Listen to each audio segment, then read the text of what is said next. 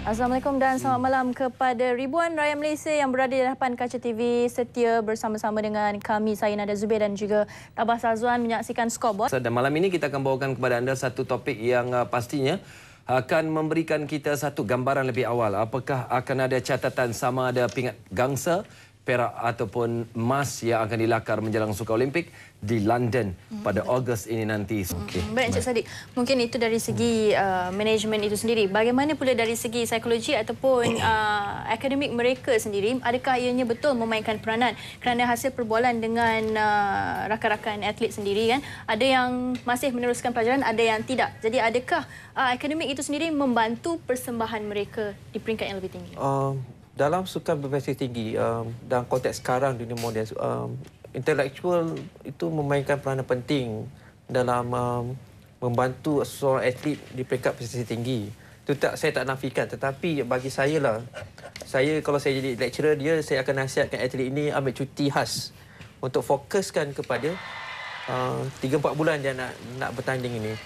Kerana kadang-kadang di universiti ni, saya tak mengaku, bukan semua lecturer faham apakah dunia atlet itu sendiri. Terutamanya kalau lecturer itu bukan ahli sukan. Dia tak akan faham. So itu adalah antara kekangan-kekangan yang boleh memberikan tekanan luar daripada seharusnya dia fokus pada sukan yang nak dia pertandingkan. So bagi saya lah, kalau dia adalah pelajar saya dan dia atlet negara, dan dia akan bertanding ke Olimpik. Olimpik tu adalah orang the chosen one, orang yang terpilih untuk sampai ke situ. Maksudnya dia harus fokus. Bagi saya kebolehan intelek itu penting, tetapi pada masa sekarang ni put aside first, focus on the training. Sebab saya cakap tadi, sukan terjun ini is a high technical standard yang perlu mereka kuasai. Betul. High technical standard maksudnya kalau tak ada latihan, tak menguasai kemahiran teknikal itu, anda akan mendapat poin yang kurang. Itu yang paling penting. Jadi fokus itulah penting. Okey. Baik, Datuk. Saya pasti Datuk dapat soalan yang kedua tu mengenai jadual latihan atlet. Tetapi apa yang mungkin dapat kita sentuh sikit, Datuk, ialah selain daripada pelajar terpaksa tumpukan kepada latihan, tetapi pada pandangan Datuk sendiri, apakah gabungan akademik dan juga sebagai atlet itu banyak membantu dari segi corak berfikir ketika nak melakukan terjunan, ketika nak melakukan latihan dan sebagainya? Bagaimana, Datuk? Saya setuju dengan Encik Sadiq tadi tentang intellectual capacity. Sebab pada masa yang sama, semua ciri-ciri kepribadian yang ada pada seorang pelajar yang cemerlang, concentration, time management dan sebagainya, semua akan menjurus kepada suatu persekitaran kecemerlangan. Dan ini harus kita pupuk di kalangan atlet-atlet kita. Apa-apa sekali tahap akademik pun tak kisah. Asalkan dia mencapai pencapaian yang optimum untuk pelajaran dan optimum untuk sukan.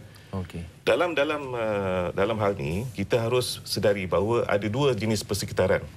Pertamanya yang dikatakan oleh Encik Sadiq tadi, persekitaran outcome situation, di mana kita menekankan outcome, must get the gold medal. Tetapi yang kita perlukan adalah penguasaan prestasi. Satu persekitaran yang menjurus kepada penguasaan prestasi supaya dia menumpukan kepada pelaksanaan prestasi dia, dan the results will take care of itself. Kalau kita kata goal, itu yang memberi satu tekanan yang tidak wajar. Nadia, macam mana? Setuju ke? Oh, saya sangat setujulah kerana saya juga pernah ditekan untuk dapat pingat emas. juga mengalami tekanan yang sama, tetapi bukanlah dalam sukan, dalam bidang pekerjaan dan sebagainya. Saya rasa semua orang pasti mengalami pengalaman yang sama. Baik, Cik Sadiq. Kita dah pergi kepada akademik, kita dah pergi kepada persiapan hubungan antara jurulagi dan sebagainya. Dan bagaimana pula, mungkin ia nampak seperti klise, seperti pemakanan, suplemen, vitamin dan sebagainya. Tetapi mungkin ada di luar yang tidak mengetahui perkara itu sebenarnya memainkan peranan penting, pengambilan suplemen ini kepada atlet itu sendiri. Salah suplemennya lain jadinya. Jadi suplemen yang betul untuk diambil. Kerana segelintir atlet bertindak apabila fizio mereka bagi suplemen yang perlu dimakan, mereka bertindak untuk buang. Tak nak makan terlalu banyak. Jadi bagaimana, Cik Sadiq? Itu kita cakap dalam menjadi atlet berprestasi tinggi, dia perlu berkorban budaya, norma manusia biasa. Manusia yang ramai-ramai dekat dalam luar tu daripada konteks sukan. kalau dia dah jadi atlet prestasi tinggi, dia perlu berkelakuan seperti champion. Menjadi champion tu tak semudah seperti berjalan kaki setiap hari. Okey, jadi apa yang perlu dia buat kalau Dr. Ramlan dekat sini sebab dia pakar perpakanan dekat situ. So apa yang diberikan oleh ISN, dia kena buang habit yang lama tu dan menukar habit baru itu sebagai sebahagian daripada dia. Kerana dia ada matlamat baru dalam hidup dia untuk mencapai prestasi yang tertinggi. Maksudnya the muscle need the self-actualization tu untuk mendapat pingat emas di Olimpik misal kata.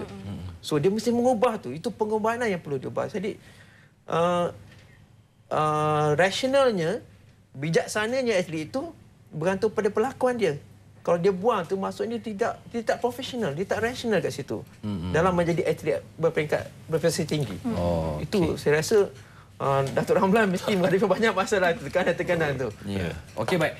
Itu antara yang harus ditunjuk. Memanglah kalau sebagai nak jadi seorang juara harus act sebagai seorang juara. Semuanya akan kita bincangkan. Pemakanan yang lebih teratur, pemakanan yang lebih betul, bagaimana diambil oleh penunjuk-penunjuk ni, nak kita tanya kepada Datuk. Semuanya sebenarnya, tapi kita dengarkan dulu apa kata Brian dan juga Leoman Ye di VT ini. Silakan.